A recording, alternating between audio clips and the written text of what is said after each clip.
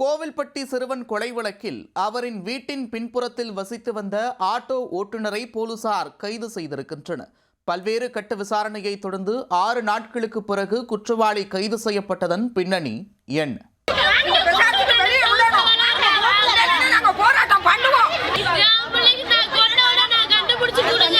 நியாயம் கிடைக்கல, நான் அதுக்காக போயிட்டு இருக்கேன். எனக்கு நியாயம் கிடைக்கும்ன்றதுக்காக நான் போயிட்டு இருக்கேன். அவங்கள மட்டும் கண்டுபிடிக்க சொல்லுங்க. அதுக்காண்டி இவங்க கொலை பண்ணாங்க அடிச்சு நீ ஒத்துக்கோன்னு சொல்றாங்க. அதெல்லாம் நியாயமே கிடையாது.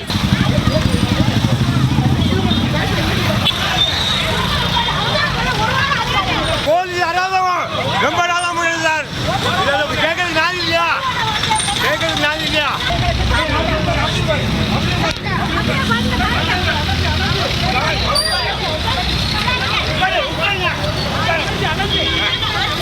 கோவில்பட்டியில் 10 வயது சிறுவன் மர்மமான முறையில் கொலை செய்யப்பட்ட சம்பவம் பெரும் அதிர்ச்சியை ஏற்படுத்தியது. குற்றவாளிகளை பிடிப்பதில் துப்பு கிடைக்காததால் பெரும் பின்னடைவு ஏற்பட்டது.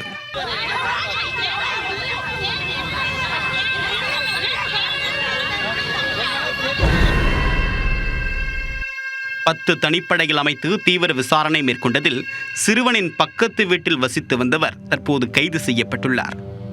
சிறுவனின் உடலை கொண்டு சென்ற இடத்திற்கெல்லாம் உடன் சென்று எதுவும் தெரியாதது போன்று நாடகமாடியவர் வசமாக சிக்கியது எப்படி?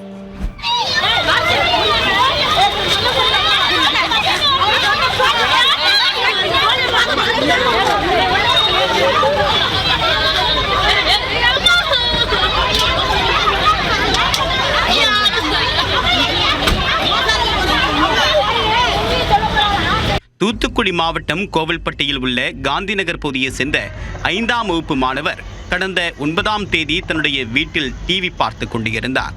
தனியாக இருந்தவர் காலை 10 மணிக்கு காணாமல் போன நிலையில் மறுநாள் அதிகாலை 5:30 மணிக்கு பக்கத்து வீட்டு மொட்டை மாடியில் சடலமாக கண்டெடுக்கப்பட்டார்.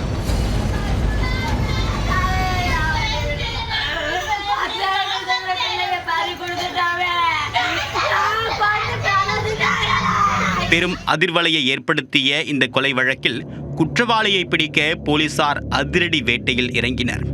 தொடர்ந்து சல்லடை போட்டு தேடியும் போலீசாருக்கு எந்தவிதமான துப்பும் கிடைக்கவில்லை.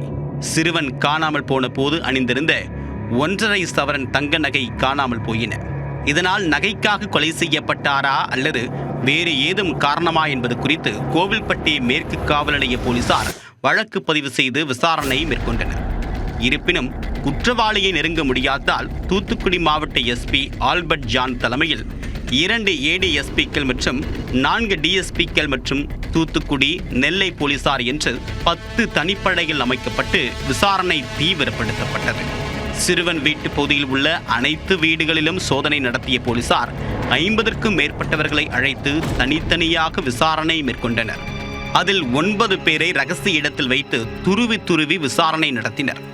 இருந்த போதும் குற்றவாளியை பிடிக்க முடியாததால் கடந்த 12ஆம் தேதி சிறுவனின் பெற்றோர் மற்றும் அவரின் தாத்தா என்று 3 பேர் விஷம் குடித்து தற்கொலைக்கு முயன்றனர். நீதி 12 மணி கிடைக்கணும். இல்ல நான் உயிரோடு இருக்க மாட்டேன். என் செத்த பிள்ளை வராது. ஆனா இம்பிளைக்கு செத்ததுக்கு நீதி கிடைக்கணும். நான் உயிரோடு இருக்க மாட்டேன். நீதி கிடைக்கிறப்பல உடனே கண்டுபிடிச்சு கொடுங்க யாரு கொண்டான்னு. நாளை இருக்காதீங்க, நாளை கடத்தாதீங்க. என் பிள்ளை செத்தவங்க தப்பிச்சு போயிருவாங்க. நாளை மட்டும் கடத்தாதீங்க. உடனடியாக உறவினர்கள் அவர்களை தடுத்து நிறுத்தி 3 பேரின் உயிரையும் காப்பாற்றினர். 6 நாட்களாகியும் சிறுவன் கொலை வழக்கில் குற்றவாளி சிக்காததால் உறவினர்கள் ஆத்திரமடைந்தனர். அதே வேளையில் குற்றவாளியை பிடிக்க முடியாமல் அந்த பகுதியை சேர்ந்தவர்களை குற்றத்தை ஒப்புக்கொள்ளும்படி போலீசார் அடித்து மிரட்டியதாகவும் குற்றம் சாட்டப்பட்டது.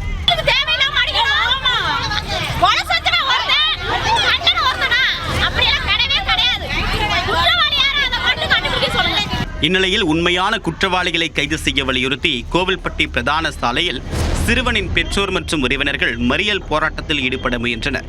அவர்களை வலுக்கட்டாயமாக கைது செய்த போலீசார் வாகனத்தில் ஏற்றி அங்கிருந்து அப்புறப்படுத்தினர்.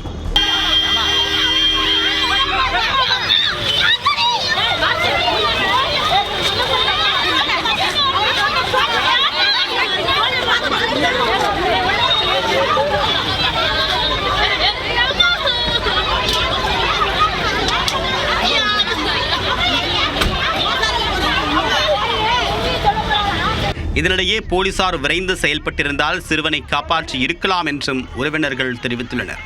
மாறாக நீதி கேட்டு போராடக்கூடிய தங்களை சுட்டுக் கொன்று விடுவோம் என்று போலீசார் மிரட்டுவதாகவும் குற்றம் சாட்டினர். போராட்டத்தில் ஈடுபட்டவர்களிடம் கோவில்பட்டு டிஎஸ்பி ஜெகநாதன் மற்றும் போலீசார் சமாதான பேச்சுவார்த்தை நடத்தினர்.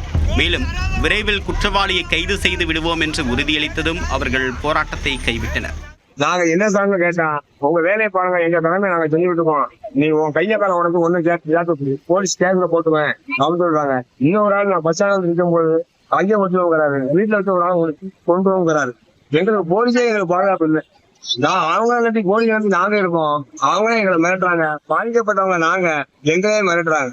போட போக்க பார்த்தா எங்க மேலேயே ஒரு கொலை போட்டு எங்களே உள்ள அடிச்சுவாங்களோ எங்க பயமா இருக்கு. அதனால நியாயம் கட்டு நான் ரோட்ல வந்து நிற்கேன். இந்நிலையில் 10 வயது சிறுவன் கொலை வழக்கில் முக்கிய குற்றவாளியை கைது செய்திருப்பதாக தூத்துக்குடி எஸ்பி ஆல்பர்ட் ஜான் தகவல் தெரிவித்திருக்கிறார். சிறுவன் கொலை வழக்கில் அவரின் வீட்டின் பின்புறம் வசிக்கக்கூடிய ஆட்டோ டிரைவர் கருப்பசாமி என்பவர்தான் குற்றவாளி என்பது உறுதியாகி இருப்பதாக போலீசார் தெரிவித்துள்ளனர். இவர் சம்பவத்தன்று சிறுவனை பலவந்தமாக பாலியல் துன்புறுத்தலுக்கு உள்ளாக்கியதால் மூச்சு திணறல் ஏற்பட்டு உயிரிழந்ததாக கூறப்படுகிறது. இந்த வழக்கு தொடர்பாக போலீசார் அந்த பகுதியில் இருந்த இளைஞர்கள் மற்றும் சிறுவர்களை அழைத்து விசாரித்துள்ளனர். அப்போது ஆட்டோ டிரைவர் கருப்பசாமி பற்றி சில தகவல்களை கொடுத்துள்ளனர். அதன் அடிப்படையில் போலீசார் நடத்திய கிடுக்குப்பிடி விசாரணையில் ஆட்டோ டிரைவர் கருப்பசாமி தான் முக்கிய குற்றவாளி என்பதை அடையாளம் கண்டு கொண்டதாக போலீசார் தெரிவித்துள்ளனர்.